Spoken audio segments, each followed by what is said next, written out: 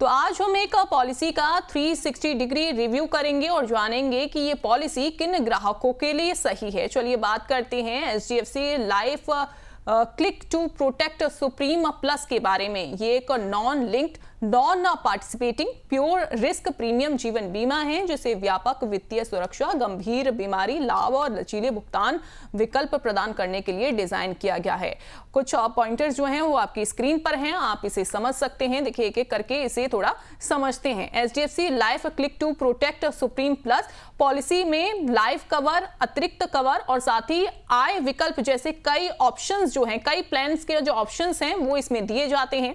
इसके अलावा मृत्यु पर 10% राशि तुरंत और बाकी रकम 15 साल तक मासिक आय के रूप में जो है वो ग्राहक को दी जाती है।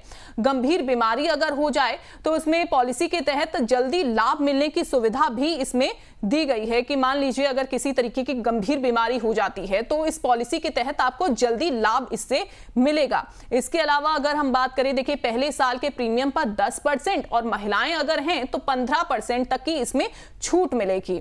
जीवन साथी को कवर करने और माता पिता की सुरक्षा, उनकी जो देखभाल है उसका भी ऑप्शन इस पॉलिसी के तहत दिया जाता है। वहीं स्वास्थ्य से जुड़े फायदे इसमें मिलेंगे और साथ ही 30 दिन की फ्री लुक अवधि भी इसमें दी जाएगी। काफी खास ये पॉलिसी है। इसके अलावा अगर हम बात करें, मृत्यु होने पर पूरा बीमा राशि एक मुश्त पाने की सुविधा भी इस पॉलिसी के अंदर दी गई है।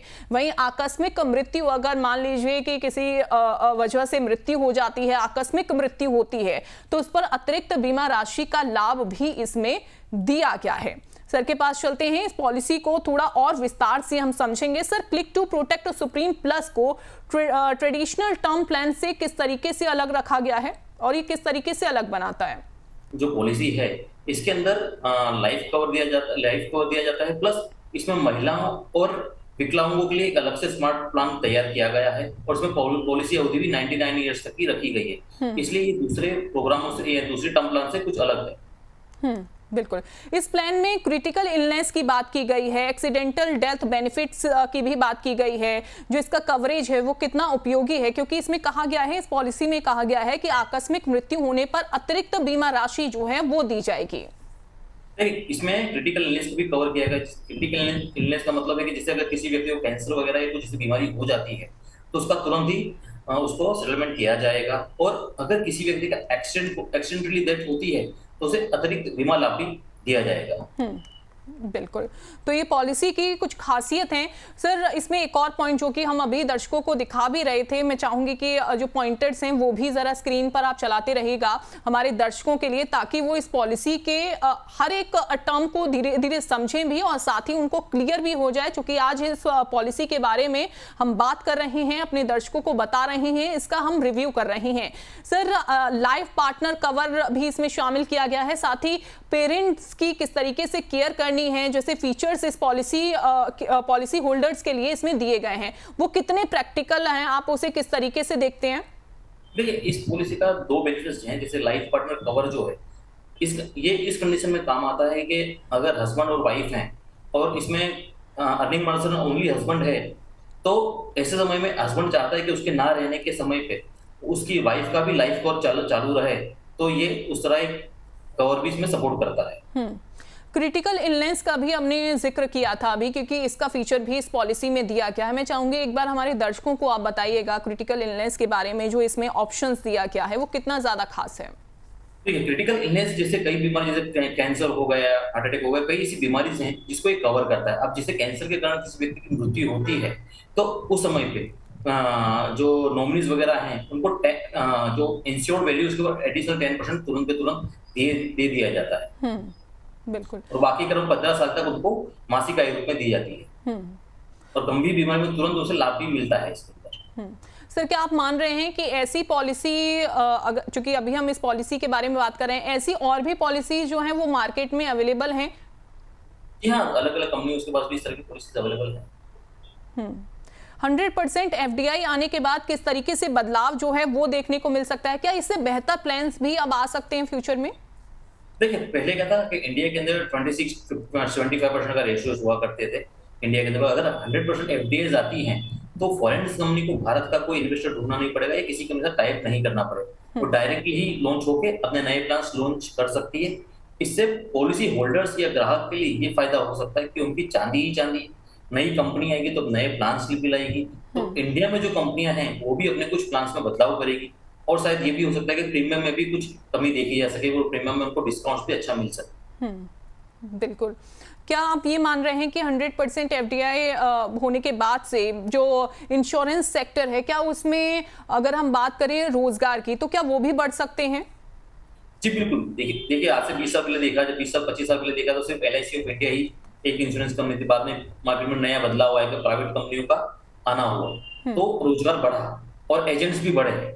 इसी तरह अगर बाहर की कंपनी आती है 100% एफडीआई के जैसे फॉरेन की कंपनी आती हैं, तो बिल्कुल रोजगार तो बढ़ना ही है। बिल्कुल।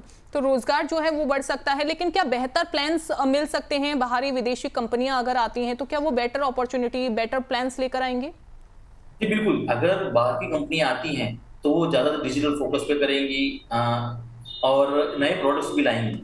तो यानी जिस तरह मैंने पहले बताया कि इंडियन कंपनी भी अपने नए प्रोडक्ट लॉन्च कर सकती है, और बाहर की कंपनी आएगी तो कंपटीशन बढ़ेगा। जब कंपटीशन बढ़ती है तो पब्लिक के लिए काफी फायदा होता है, क्योंकि उसके लिए चांदी ही चांदी हो जाती है। नए नए प्रोडक्ट्स, नए नए स्कीम्स वगैरह लॉन्च होते हैं। जैसे रिटायरमेंट प्लानिंग की भी हम बात कर रहे थे, तो इसमें ऐसा भी हो सकता है कि स्पेशल रिटायरमेंट्स के लिए अलग से प्लान किया जाए, और अट्रैक्ट करने के लिए काफी जो अवेयरनेस प्रोग्राम्स वगैरह काफी चले, तो पब्लिक के लिए काफी फायदा है इसके अंदर। बिल्कुल सर, आज इस प्रोग्राम में हम जो डिस्कस कर रहे हैं HDFC Life Click to Protect Supreme Plus इस पॉलिसी के बारे में, इसमें एक फीचर भी दिया गया है, ये बेनिफिट दिया गया है मृत्यु पर 10% राशि तुरंत, और बाकी जो रकम है वो 15 साल तक मासिक आय के रूप में जो है वो दी जाएगी। ये कितना फायदेमंद हो सकता है? देखिए जनरली क्या होता है कि ये उन फैमिली के लिए जिसमें जो अर्निंग पर्सन है वो सिंगल पर्सन है।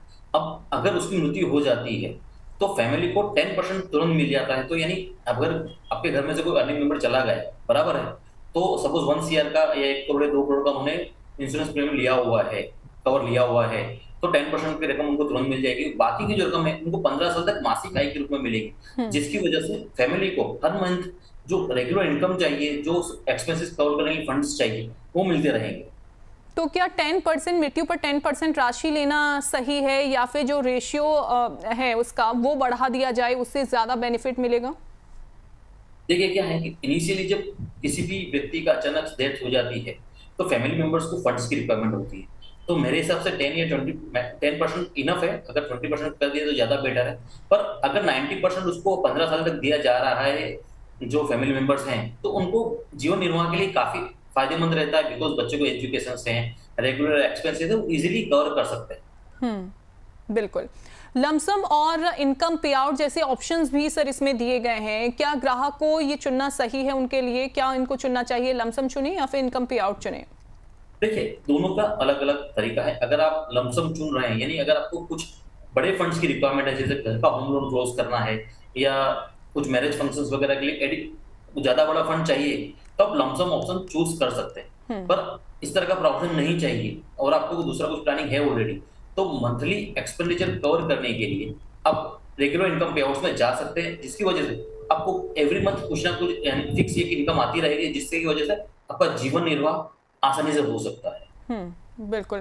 प्रीमियम डिस्काउंट और फ्लेक्सिबल पेमेंट ऑप्शन इस पॉलिसी को किन लोगों के लिए सबसे ज्यादा सूटेबल आप मानते हैं?